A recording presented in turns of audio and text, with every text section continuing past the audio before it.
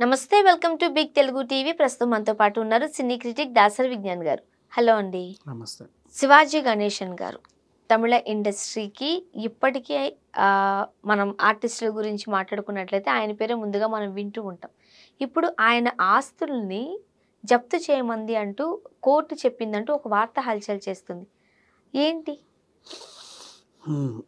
శివాజీ గణేశన్ గారు ఎంత లెజెండరీ యాక్టరో మనకు తెలుసు. రజనీకాంత్ గారి సినిమా నరసింహానా? అవును, నరసింహానే తండ్రి పాత్ర. పిల్లర్ పట్టుకొని నేను ఉన్న ఇంటిని ఒక్కసారి కూర్చుంటాను అని చెప్పి అక్కడే ప్రాణం విడుస్తాడు. ఆ తర్వాత సినిమా మనకు తెలిసిందే. సో తను శివాజీ గణేశన్ గారు అంటే మన వాళ్ళకి తెలియాలి అనుకుంటే అందరికీ సుపరిచితుడే, బట్ ఒకసారి గుర్తు. సో తనకి ఎన్ని ఆస్తులు ఉన్నాయో మనకు తెలుసు. మన లెజెండరీ యాక్టర్స్ లైక్ కృష్ణ గారు, కాంతారావు గారు, జగ్గయ్య గారు, ఇట్లా ఆ రోజుల్లో ఉంటారు కదా, ఎన్టీఆర్ గారు, ఎన్ఆర్ గారు, ఆ సమకాలీకులు. సో వాళ్ళకు కూడా ఆ రోజుల్లో వీళ్ళకి ఎలాంటి ప్రాపర్టీస్ ఉంటాయి, వాళ్ళకు కూడా అలాంటి ప్రాపర్టీసే ఉంటాయి. అలా తను ఏవో కొద్ది గొప్ప సమకూర్చుకున్నాడు. తర్వాత ఆయన కొడుకు రామ్ కుమార్ గణేశన్, వాళ్ళ పిల్లలు ఇప్పుడు దుష్యంత్ రామ్ కుమార్, అలాగే ఆయన భార్య అభిరామి. వీళ్ళు ఏంటంటే యాక్టర్ కమ్ ప్రొడ్యూసర్గా ఉన్నారు. ఈసన్ ప్రొడక్షన్స్ అనేది వీళ్ళ బ్యానర్.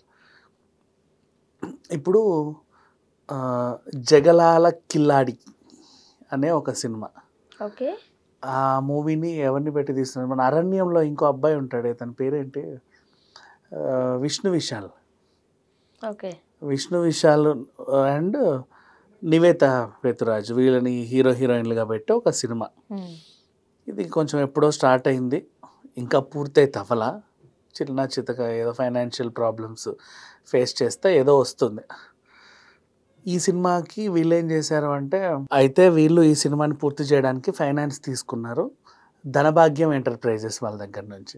ఓకే, పేరు వెరైటీగా ఉంది, ధనభాగ్యం. ధనమే మన భాగ్యం, మీ ధనం మా భాగ్యమో, మా ధనం మీకు భాగ్యమో, మొత్తానికి అయితే ధనభాగ్యం ఎంటర్ప్రైజెస్. వీళ్ళకి ఫైనాన్సింగ్ చేశారు. అండ్ ఒప్పందం ప్రకారం ఏంటంటే వార్షికంగా 30% ఇస్తామని. 30%. ఇప్పుడు మనకి 1000కి 3% అంటే 3 రూపీస్ 2 రూపీస్ అని వడ్డీలు ఉంటాయి కదా. 30% అంటే 1,00,000 తీసుకుంటే 30,000 ఎక్స్ట్రా కలిపి ఇవ్వాలి. లేకపోతే ఫైనాన్స్ ఈ మధ్య ఇప్పుడు కూడా అట్లాగే ఇస్తున్నారులే, ఎక్కువే ఉన్నాయి ఫైనాన్స్ చేసేవాళ్ళు. అదేంటో ఆ రోజులు పోయాయి, ఎవడు ఇవ్వట్లా. అండ్ మళ్ళీ అంటే ₹1,00,00,000 తీసుకుంటే నువ్వు ఎంత ఇవ్వాలి, ప్లస్ 30 లక్షలు కలిపి ఇవ్వాలి, 1,30,00,000.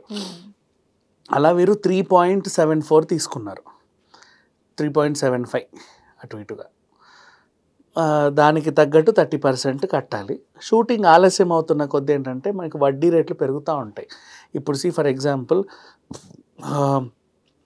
3 షెడ్యూల్స్లో కంప్లీట్ చేద్దాం అనుకున్నాం, 3 షెడ్యూల్స్ని 3 నెలలు టైం పెట్టుకున్నాం, జూన్లో రిలీజ్ అనుకున్నాం. అలా అందరు అనుకునే స్టార్ట్ చేస్తారు. మార్చు అయిపోతుందండి, ఏప్రిల్ మే కల్లా షూట్ అయిపోతుంది, జూన్ 2nd వీక్లో రిలీజ్ అనుకుంటారు. కానీ ఏదో మధ్యలో దగ్గు జలుబనో యాక్టర్స్, లేకపోతే ఇంకేదో అనో ప్రమాదాలనో అనుకొని పర్యవసానాలు. ఇప్పుడు పలానా ఆర్టిస్ట్ వాళ్ళ అమ్మగారు చనిపోయారంట, నాన్నగారు చనిపోయారంట, లేదా పలానా ఆర్టిస్ట్ రాలేదంట, ఏదో కారణాలు ఉంటాయి. ఇప్పుడు మధ్యలో యాక్టర్స్ చనిపోతారు, 100 కారణాలు సినిమా ఆగడానికి.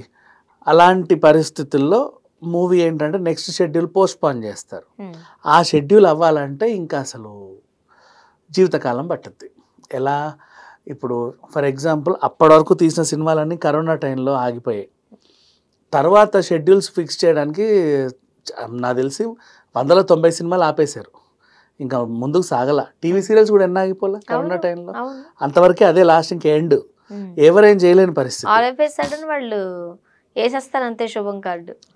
అంటే చాలామంది చనిపోయారు కూడా ఆ టైంలో. అలా అయిపోతే వీళ్ళకి ఏంటంటే మరి వడ్డీ ఇచ్చినోడు అయితే ఆగడు కదా.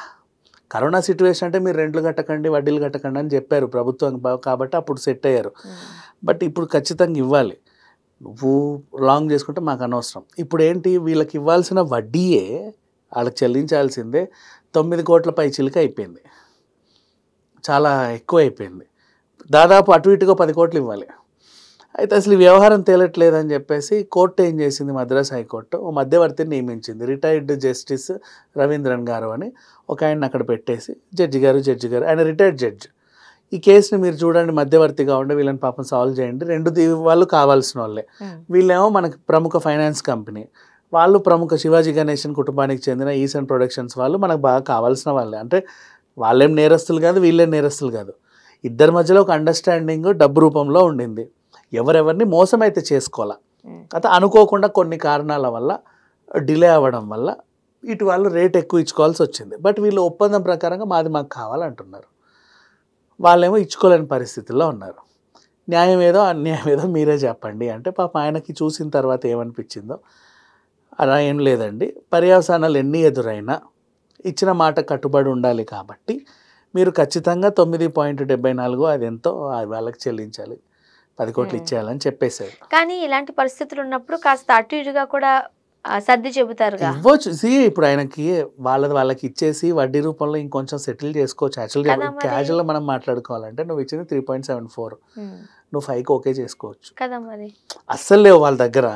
నువ్వు 30% అనుకున్నావులే, ఏదో ఆనందం దొరకలేక 10 కనుకో, ఇంకేం చేస్తావు, నీకు వచ్చేస్తుంది. ఇప్పుడు పరిస్థితులు కూడా అలాగే ఉన్నాయి. అసలు వస్తే చాలు, వడ్డీ మాట దేవుడికి ఎరుక అనుకుంటున్నారు. చెప్పనా వినమ్మా, కార్డులు వాడేస్తున్నారు బ్యాంకులు. ఇప్పుడు 15,000 కెపాసిటీ కార్డు అనుకో, వాడు వాడి వదిలేసిన 2 ఏళ్ళకి 3 ఏళ్ళకి అది 30,000 బిల్లు కట్టాలి, లేకపోతే మీ సిబిల్ స్కోర్ పెంచమంటున్నారు. బ్యాంకులో సెటిల్మెంట్కి వస్తున్నారు, 15,000 కట్టండి చాలా మేము సెటిల్ చేస్తాం, ఎంతో కొంత ఇవ్వండి మేము సెటిల్ చేస్తామని. అంటే అట్లా ఉంది పరిస్థితి. ఇటల్లో వీళ్ళు కూడా కరాఖండిగా కూర్చోవడం. కర్మ ఏంటంటే జడ్జి గారు తీర్పు ఏమి ఇచ్చారు, లేదు మీరు 10 కోట్లు ఇవ్వాల్సిందే అని. మరి ఎందుకు ఆ తీర్పు వచ్చింది? అదే కదా. జడ్జి వీళ్ళని మాత్రమే చూడలా, వాళ్ళు ఇంకోటి పెట్టారు, మీరు వీళ్ళనే చూస్తున్నారండి, వాళ్ళ వెనకాల తాతల కాలం ఆస్తు దండిగా ఉందని చెప్పాడు ఈయన. అవునా ఏంటిది అని అడిగితే వీళ్ళు ఏడుపు మొహాలు వేసుకొని వచ్చారు, నెత్తి మీద తడిగుడ్డ వేసుకొని ఏమీ లేదండి, ఇది తప్ప నేను లాస్ట్ పుస్తలు మిగిలిందని. వీళ్ళు లేదు, వాళ్ళు యాక్చువల్గా ఎవరు అంటే పలానా కొడుకు, పలానా ఆయన మనవడు, శివాజీ గణేశన్ మనవడండి ఈయన. వీళ్ళ పేరు మీద శివాజీ గణేశన్ ఆస్తి ఎంతగానో వీళ్ళే వారసులు. ఆయనకు చెన్నైలో పలానా లొకేషన్లో పెద్ద బంగ్లా ఉంది, దాని వాల్యూ ప్రకారం ఇప్పుడు ప్రజెంట్ కనీసం ఒక 50-60 కోట్లైనా ఉంటుంది. అంత పెద్ద హౌస్, అంత పెద్ద ప్రాంగణం, అంత గార్డెన్, అవన్నీ వీళ్ళవే. సో ఇప్పుడు చెప్పండి, వాళ్ళు లేని వాళ్ళు అయితే కాదు, మాకెంతో కొంత న్యాయం చేయండి అన్నాడు. మరి ఇప్పుడు వ్యాలిడ్ పాయింటే ఇవ్వాలి. బట్ వీళ్ళు చేసిన దానికి తాతల ఆస్తి ఎందుకు తీసుకోవాలో నాకు అర్థం కాల. బట్ కోర్టు ఇవ్వమని చెప్పింది. మధ్యవర్తి కూడా కోర్టే మధ్యవర్తి నిర్మించింది. మంచి చెప్పండి, పాపం ఇద్దరు మంచోళ్ళే, ఎవరేం అనుకోలేదు, పెద్ద విషయం కాదు. ఒప్పందం ప్రకారంగా వెళ్ళండి, మంచి చెడు చూసుకోవడానికి పెద్ద నియమిస్తే ఇప్పుడు ఆయనకి అది తెలిసి ఆ ఇల్లు ఇంత ఉంది కదా, ఓ ముక్క కత్తిరించి వీళ్ళకి ఇవ్వమన్నాడు, ఓ పార్ట్. యాక్చువల్గా ఇవ్వడానికి ఇష్టపడారు కదా. ఎవరు ఇష్టపడతారు, మాదెంత తాతల కాలం ఆస్తి, నువ్వు ముక్క తీసినా సరే వాళ్ళకి ఏదో ఒక వెలతి, అది జీవితకాలం వెంటాడుతూనే ఉంటుంది. చూద్దాం. సో ఒక ముక్కని తీసి వీళ్ళకి ఇవ్వండి అని అటాచ్ చేస్తే ఇప్పుడు ఆ తీర్పు వచ్చింది. ఇప్పుడు శివాజీ గణేశన్ గారి కోట ఏదైతే ఉందో, తోటలోనో లేకపోతే ఈ పక్కో ఆ పక్కో ఎంట్రన్స్లోనో బ్యాక్ సైడో ఓ ముక్క వీళ్ళకి ఇచ్చేయాలి. చూద్దాం. Thank you so much.